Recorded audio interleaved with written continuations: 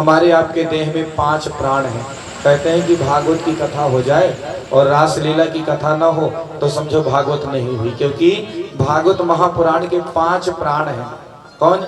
रास के 5 अध्याय, रास पंचाध्यायी। पर रास है क्या भैया? रास है क्या? भगवान श्री कृष्ण ने रास जब रचाया था तो उनकी उम्र क्या थी? 7 साल से ऊपर थे।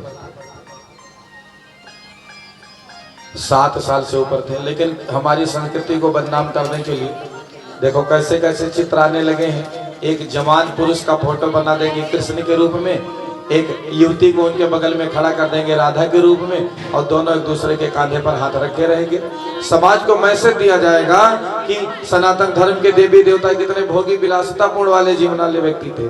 पर बंधुओं, परमात्मा श्री कृष्ण ने जब रासलीला रचाई थी तो 7 साल से ऊपर उनकी उम्र थी। अब उस समय व्यक्ति के मन में कहां काम विकार आ सकता है? रास को समझने के लिए विवेक की आवश्यकता है। यहाँ सब पढ़े लिखे लोग बैठे हैं। रास शब्द हिंदी का है जो रस से लिया गया है। रास का अर्थ है मिलना। जीवात्मा से परमात्मा के विशुद्ध मिलन का नाम है रास। गो माने इंद्रिय, पी माने पीना।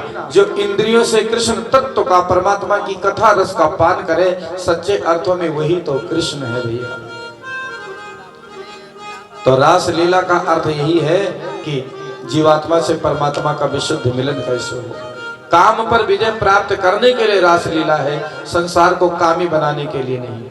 और ध्यान दीजिए कि जो व्यक्ति लंगोटा बांध के जंगल में चला जाए और कहे कि मैं बहुत बड़ा ब्रह्मचारी हूँ, बहुत बड़ा चरित्रवान हूँ, हो सकता हो, लेकिन सबसे बड़ा चरित्रवान कौन है? जो समाज में रहे और अपने चरित्र को ठीक रखे। इसलिए मैं लोगों को कहता हूँ, कई बार मैं यहाँ भी कथा में निवेदन कर चुका हूँ कि सबसे बड़ा चरित्रवान कौन है?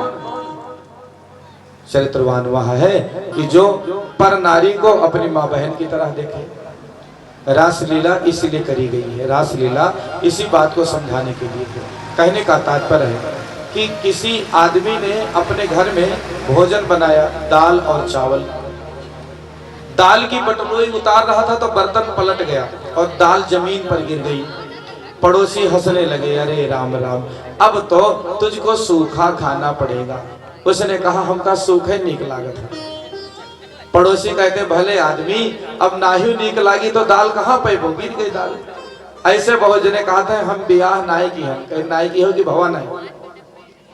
तो कहने का तात्पर्य मेरे सिर्फ इतना है भाइयों बहनों कि दाल रहे और दाल के बिना रह जाओ तब तो त्याग माना जाए, और जब दाल है ही नहीं तब तो मजबूरी है त्याग करने की। दाल रखी हो और दाल ना खाए आदमी तब तो त्याग, और दाल ना होने पर तो सब त्यागी हो सकते हैं। इसी प्रकार समाज में हो, नर नारियों के बीच में बैठे हो और उनमें भी हमारा चरित्र ठीक रहे, हमारा आचरण ठीक रहे, सच्चे अर्थों में वही त्यागी है।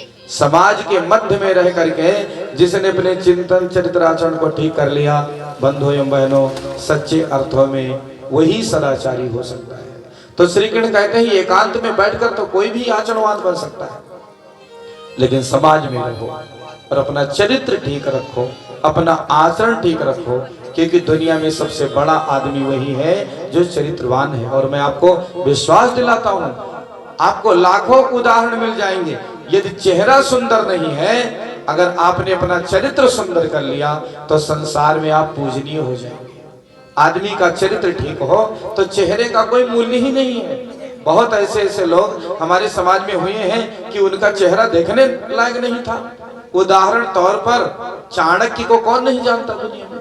उनकी नीति का लोहा संपूर्ण विश्व मानता है, पर कहा जाता है कि चाणक्य का चेहरा देखने में ठीक नहीं था, लेकिन महाराज नीति इतनी बड़ी कि सब उनका आदर करते हैं। अच्छा, चेहरा बहुत सुंदर हो लेकिन चाल चलन और आचरण ना ठीक हो तो भैया उतने दिन तक ही आदर रहेगा जब तक जगत में पर्दाफाश ना हो जाए चरित्र का। अच्छा, चेहरा सुंदर हो अपने बस की बात भी नहीं है। भगवान ने जैसा बनाया है वैसा ही रहेगा।